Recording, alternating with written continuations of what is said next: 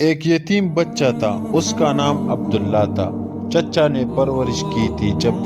جب جوان ہوئے تو چچا نے اونٹ، بکریاں، غلام دے کر ان کی حیثیت درست کر دی تھی۔ عبداللہ نے اسلام کے متعلق کچھ سنا اور دل میں توحید کا شوق پیدا ہوا، لیکن چچا سے اس قدر ڈرتا کہ اظہار اسلام نہ کر سکا۔ جب نبی کریم صلی اللہ علیہ وآلہ وسلم فتح مکہ سے واپس گئے تو عبداللہ نے چچا سے کہا، پیارے چچا، مجھے برسوں انتظار کرتے گزر گئے کہ کب آپ کے دل میں اسلام کی تحریک پیدا ہوتی ہے اور آپ کب مسلمان ہوتے ہیں، لیکن آپ کا حال وہی پہلے کا سا چلا آتا ہے۔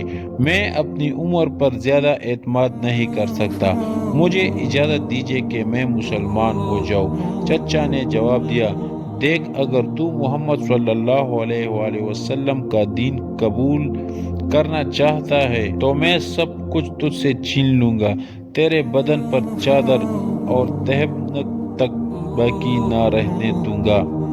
عبداللہ نے جواب دیا، چچا جان، میں مسلمان ضرور بنوں گا اور محمد صلی اللہ علیہ وآلہ وسلم کا اتباع قبول کروں گا۔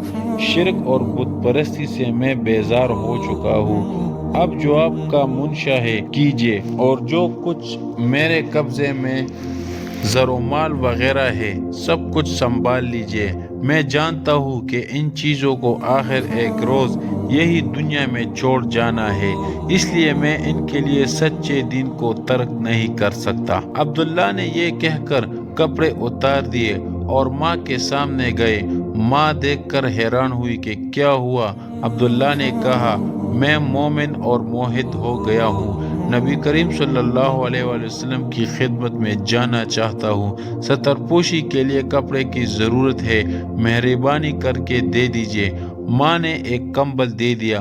عبداللہ نے کمبل پاڑ کر آدھے کا تہبند بنا لیا، آدھا اوپر کر لیا اور مدینہ کو روانہ ہو گئے۔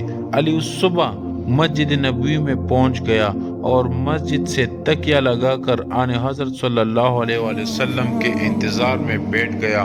نبی کریم صلی اللہ علیہ وآلہ وسلم جب مسجد مبارک میں آئے، اسے دیکھ کر پوچھا کہ کون ہو؟ کہا، میرا نام عبدالاعضیٰ ہے، فقیر و مسافر ہوں، عاشق جمال اور طالب ہدایت ہو کر در دولت آ پہنچا ہوں۔ نبی کریم صلی اللہ علیہ وآلہ وسلم نے فرمایا، تمہارا نام عبداللہ ہے، ذوالبجا دین لقب ہے، تم ہمارے قریب ہی ٹھہرو اور مسجد میں رہا کرو۔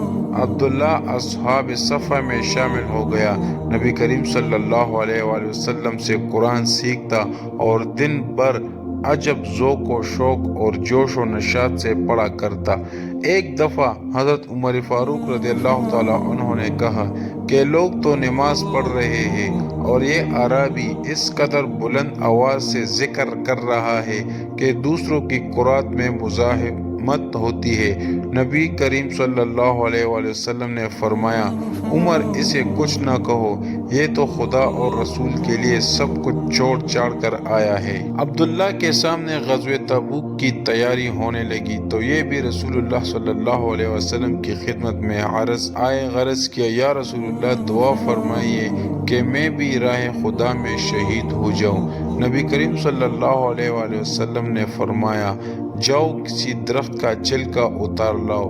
عبداللہ لے آئے تو نبی کریم صلی اللہ علیہ وآلہ وسلم نے وہ چھلکا ان کے بازو پر باندھ دیا اور زبان مبارک سے فرمایا، الہی، میں کفار پر اس کا خون حرام کرتا ہوں۔ عبداللہ نے کہا، یا رسول اللہ، میں تو شہادت کا طالب ہوں۔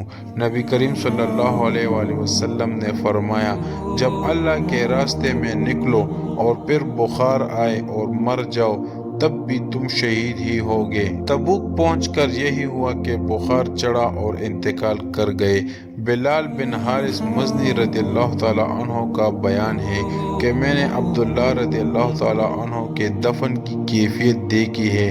رات کا وقت تھا، حضرت بلال رضی اللہ تعالیٰ عنہ کے ہاتھ میں چراغ تھا، حضرت ابوبکر و عمر رضی اللہ تعالیٰ عنہ ان کی لاش کو لحد میں رکھ رہے تھے، نبی کریم صلی اللہ علیہ وسلم بھی ان کی قبر میں اترے اور حضرت ابو بکر و عمر رضی اللہ تعالیٰ عنہ سے فرما رہے تھے اپنے بھائی کو مجھ سے قریب کرو۔